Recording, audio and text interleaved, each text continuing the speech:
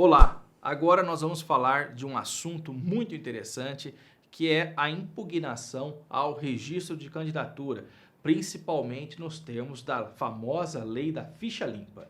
Bom, vamos começar então. A ação de impugnação ao registro de candidatura. A indicação do partido em convenção torna o cidadão, o sujeito pré-candidato, fazendo desde aí surgir alguns direitos próprios da sua condição. Seu direito a pedir o registro se torna, por assim dizer, incólume a qualquer circunstância, podendo fazê-lo inclusive individualmente, caso o partido esqueça de apresentar a documentação.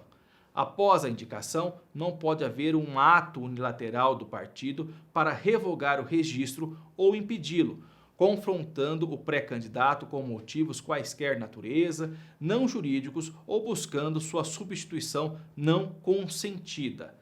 Então, a ação de impugnação ao registro de candidatura é um instrumento jurídico para impedir o acesso de candidato ao registro, fulminando de pronto seu êxito no pleito eleitoral. É utilizado como fundamento na inadequação de candidatos aos requisitos exigidos, sejam legais ou constitucionais, como a ausência de condição de elegibilidade e a presença de uma causa de inelegibilidade ou irregistrabilidade. Há uma dupla razão para a necessidade do pleito atender aos requisitos. Primeiro, a primeira razão é que a prova de que o candidato ostenta condição legal para estar na disputa. E a segunda é que o eleitor pode identificar seu candidato, evitando que se confunda pelo nome, número, foto na hora da votação. Então, uma razão mais jurídica e a outra razão mais evitando que o eleitor se confunda na hora de haver a votação. O dispositivo legal que trata a ação de impugnação ao registro de candidatura é o artigo 3º e seguintes da Lei Complementar 64 de 1990, que é a chamada Lei das Inelegibilidades. Essa lei foi alterada pela Lei Complementar 135 de 2010, que é a famosa Lei da Ficha Limpa.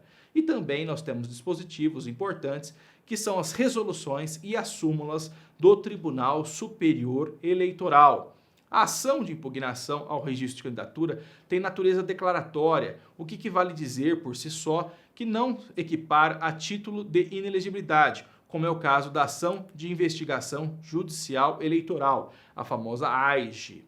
A causa de pedir é o reconhecimento da inelegibilidade ou a ausência de condição de elegibilidade, previstos no artigo 14 da Constituição Federal e na Lei Complementar 64 de 1990, já dita a Lei das Inelegibilidades, como consequente deferimento do registro, classificando-a como natureza administrativa e declaratória, não constitutiva, nem tampouco condenatória, portanto, servindo como meio de reconhecer que o cidadão está inelegível.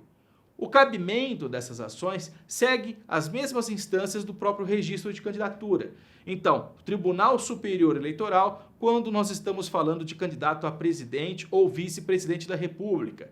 Os tribunais regionais, quando se trata de candidato a senador, governador, vice-governador de estado e do Distrito Federal, deputado estadual, deputado distrital e também no caso de prefeito, vereador e vice-prefeito, a competência é dos juízes eleitorais, lá das zonas eleitorais. É importante também que a gente faça um fluxograma que eu vou fazer aqui a partir do registro de candidatura para campanhas municipais, prefeito, vice-prefeito e vereadores. Então, acompanhe comigo o fluxograma. A partir do registro, os partidos, coligações ou candidatos, além, é claro, do próprio Ministério Público Eleitoral, têm 5 dias para impugnar, para apresentar a impugnação, fazer o protocolo da impugnação ao registro de candidatura. A partir da impugnação, contam-se 7 dias para que o candidato impugnado faça sua defesa. Então ele tem 7 dias corridos, que não se interrompe esses prazos nem em feriado, nem em final de semana, em nenhuma circunstância, para que ele apresente à Justiça Eleitoral a sua defesa, dizendo: olha, eu não estou inelegível. Passado esse período, o processo já vai diretamente ao Ministério Público Eleitoral, que dá o seu parecer, a sua cota ministerial. E o processo é encaminhado ao juiz eleitoral, que vai fazer a sentença, que vai proferir essa sentença, dizendo se o sujeito está ou não inelegível. A partir dessa sentença, cabe recurso no prazo de 3 dias ao Tribunal Regional Eleitoral. Chegando o processo no Tribunal Regional Eleitoral, será sorteado um relator, fará o relatório, o lerá no plenário, será possível a sustentação oral em defesa do candidato impugnado perante o plenário do Tribunal Regional Eleitoral e naquela ocasião o plenário decidirá se o candidato ele está inelegível ou não, ou seja, ele vai decidir se vai deferir ou indeferir o registro de candidatura.